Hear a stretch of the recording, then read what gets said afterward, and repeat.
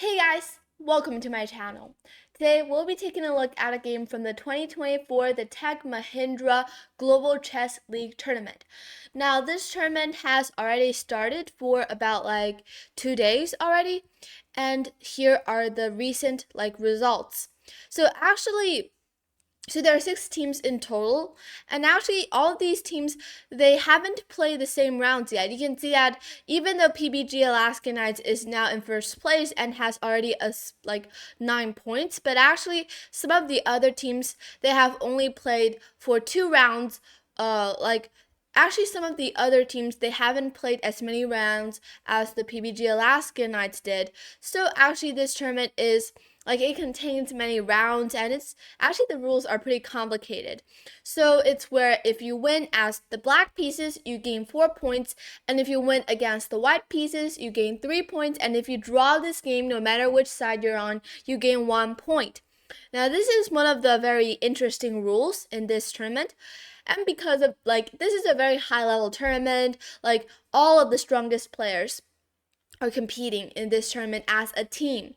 And actually you're not going if you yourself is playing very well but your teammates are just playing badly or poorly, then it doesn't help. It has to be like a teamwork. It's a team tournament, which means that every player in your team has to perform in their best way. Now you can see that today round 4 has already started, and actually it is already started. It is the PBG Alaska Knights versus the Genghis Grandmasters, and it is actually live, but we're not gonna look at it right now. Let's first of all take a game played in round 2 between the Genghis Grandmasters against the Upgrad Mumba Masters. And can you guess which game it is? So actually it was this game.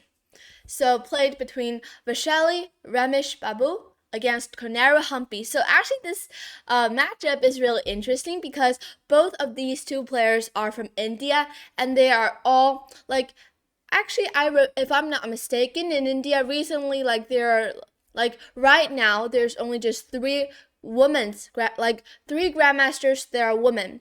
So actually in a different saying, there's only 3 women in India who've got the grandmaster title, if I'm not mistaken, because I just heard this fact from others. I'm not sure if it's a fact, but I think only a few women, at least in India, had only gained this grandmaster title.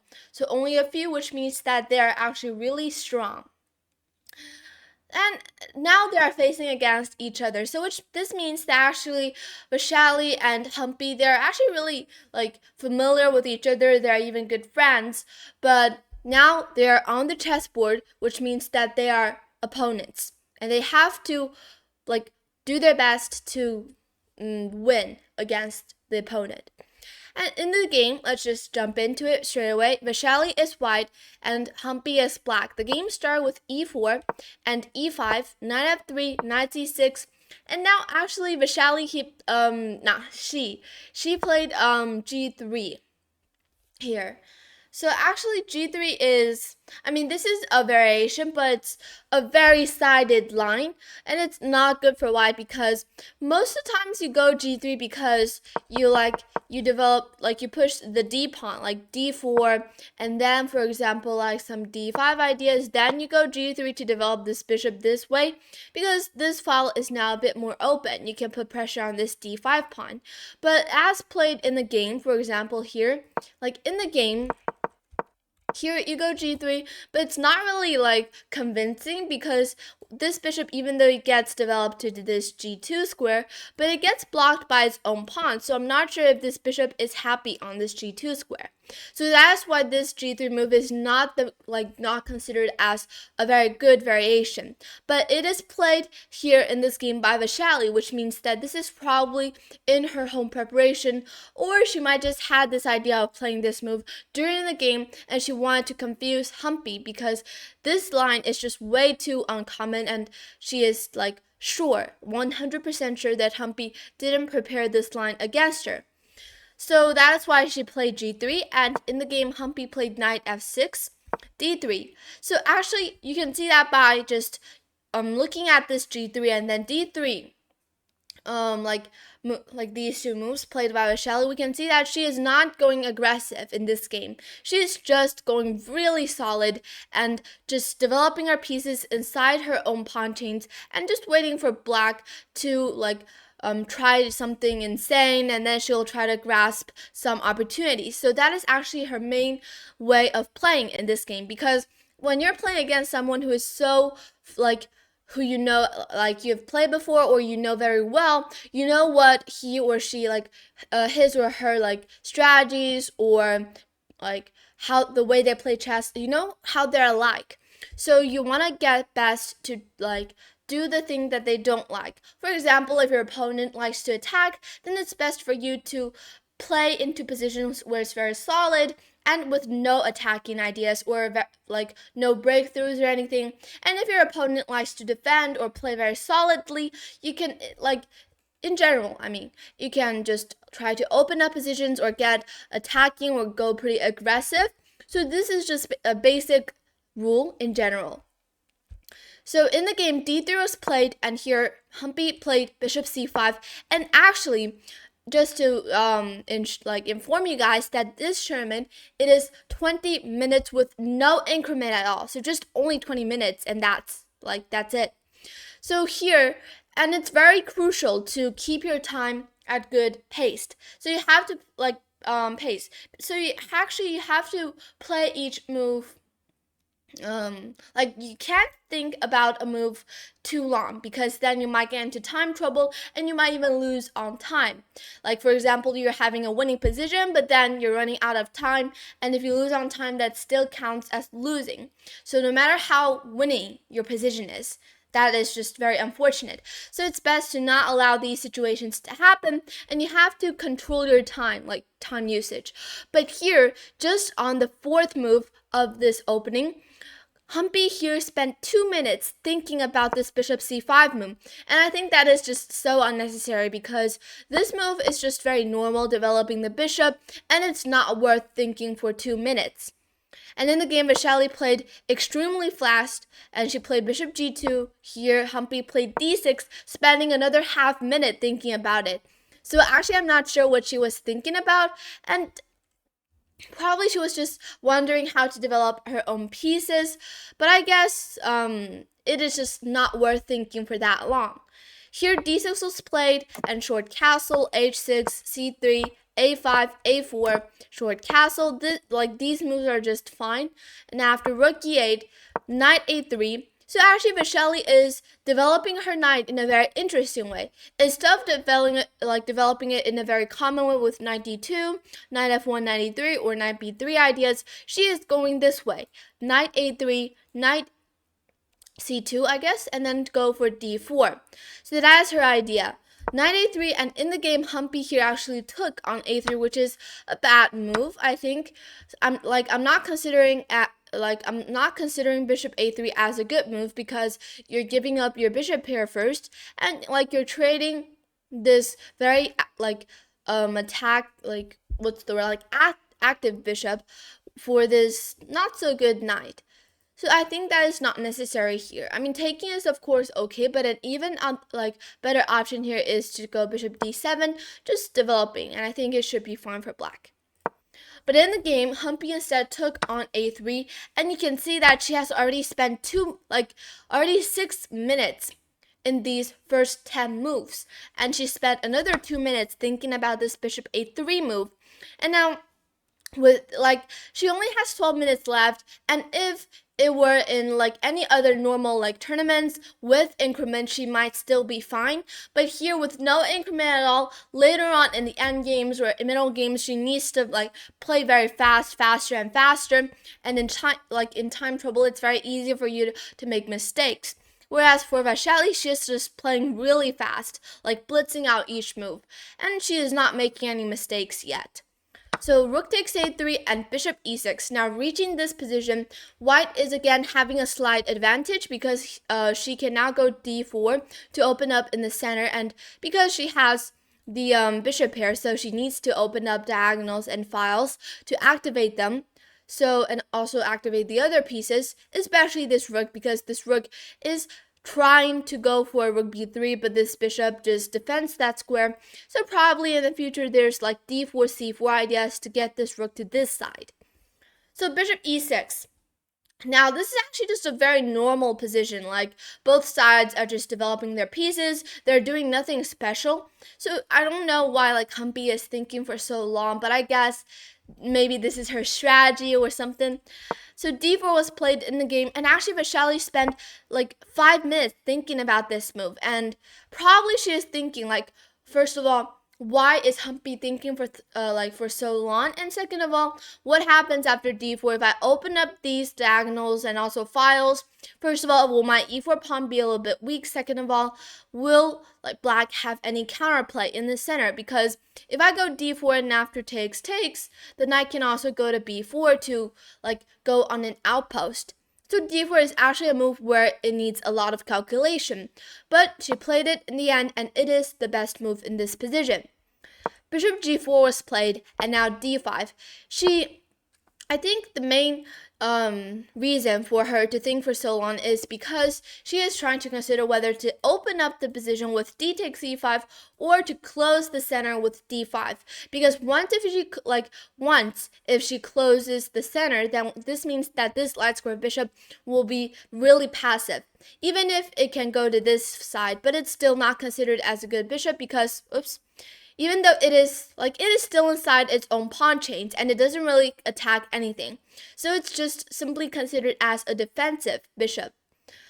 So in the game, d5 was played, and after knight e7, now let's just evaluate this position. I think in this position right here, white's idea is to attack on the queen side, because you can see that she has much more space on the queen side, and now rook b3 ideas are even possible.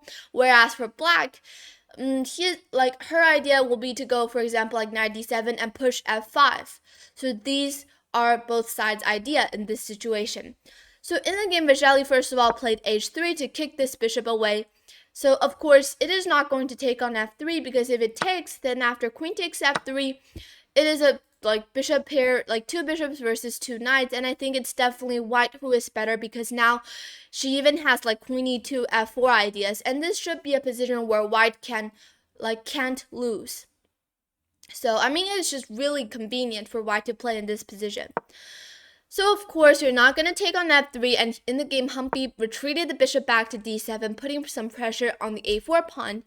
And after c4, so actually this pawn structure is a little bit similar in the King's Indian defense. Like the pawn structures in the center, they're basically the same as in the King's Indian defense, where white is the ideas are actually very similar. White is going for c5 ideas and black is going for f5 ideas. So it's the same in here. And in the game, knight h7 was played, and it's clear that Humpy is going for f5 on the next move. So rook a e3 was played in the game. Now this move, I'm not really in favor of it.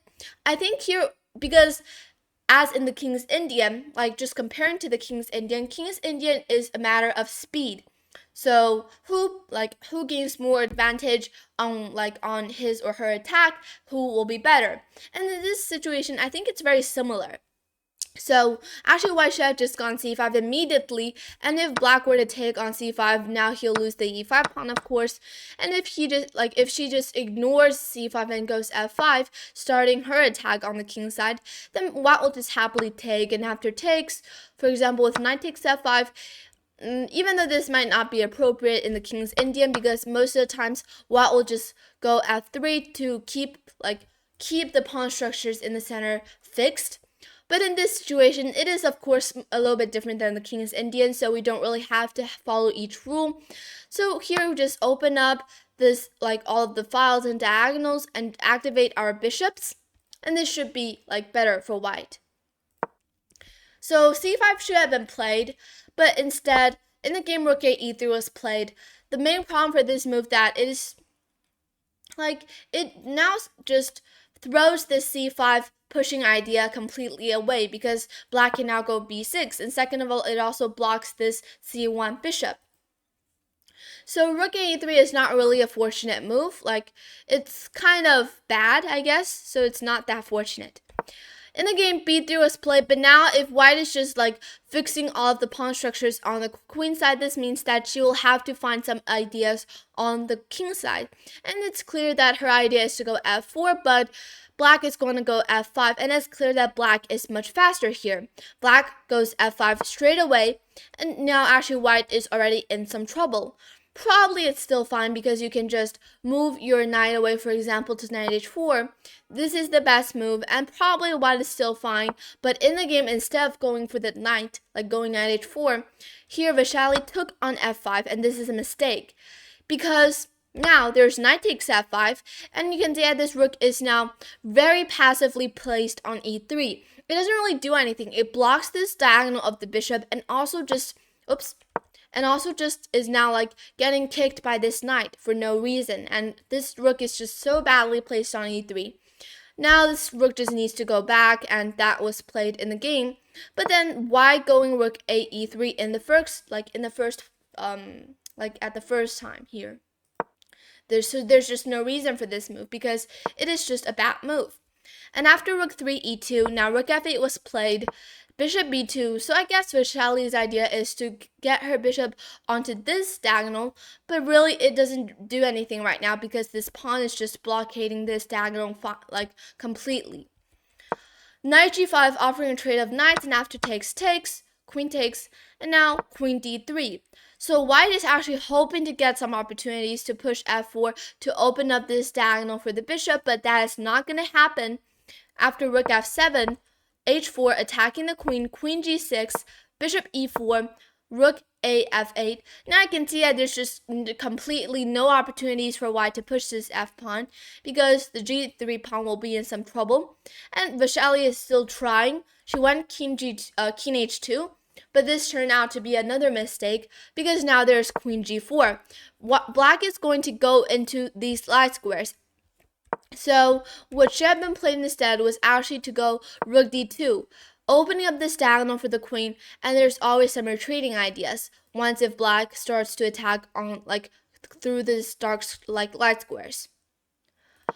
So in the game after rook a f8, king h2 was played, and after queen g4, bishop f3 attacking the queen goes back, bishop e4. So you can see that Vaishali is already offering a threefold repetition, but of course Humpy is not going to take it because she is clearly better here. Queen f6, well, this is actually a mistake. What she should have played instead is to go rook f6. So what is this move? Rook f6 is actually the idea is to go queen h5 on the next move and then go rook g6 or g5 ideas, I think even. So rook f6, let's say if white just goes, for example, like rook g1, just waiting. Now there is queen h5, and if you go bishop f3 still, now there's queen f7.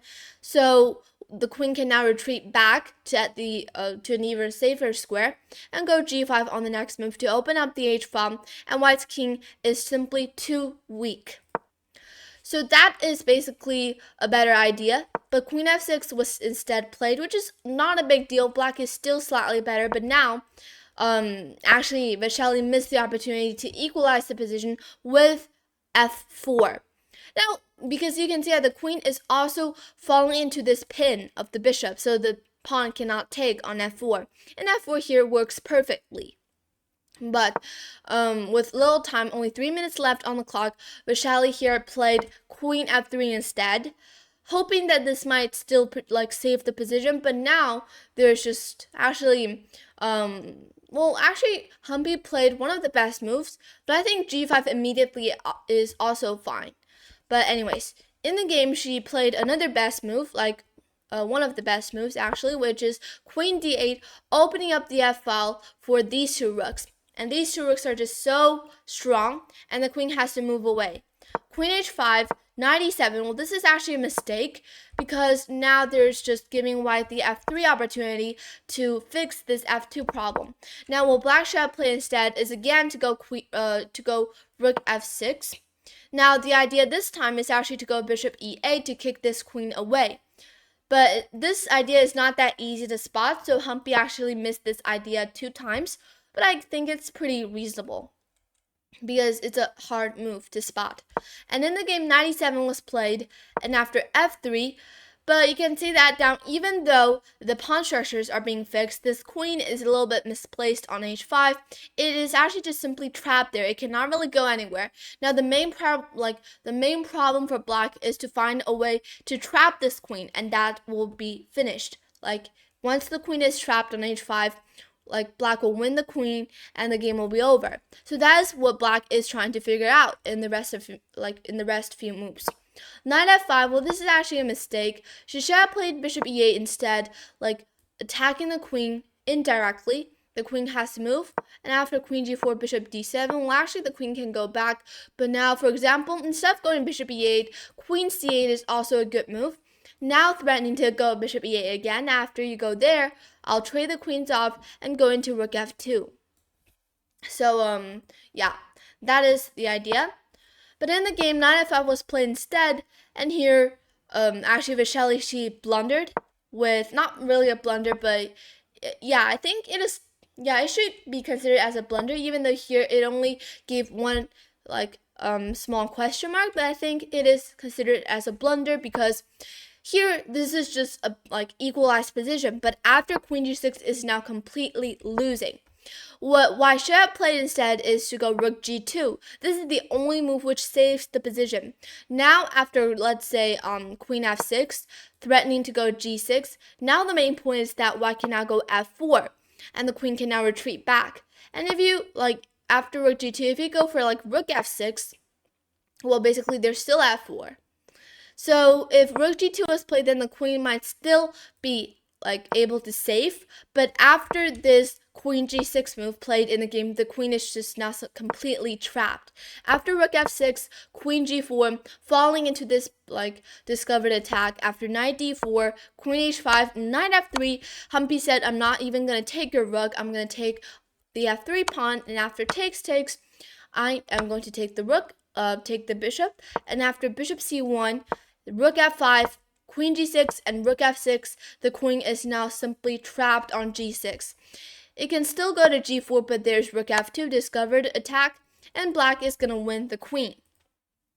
So actually, after rook f6, here, white resigned because the queen is just simply unable to run away from this trap. So this game, actually, Humpy played a really nice game. She scored an accuracy of 93.3, and Vaishali, she played also pretty well, but just missed the opportunity to save the queen with rook g2 here. Rook g2, and also in the opening part, because she played an opening line which is a bit sided and not so good for white. So it might lead to some disasters. And actually, all of these moves are pretty fine. She did had some time advantages in the first stage, but then she starts to think pretty long on each move.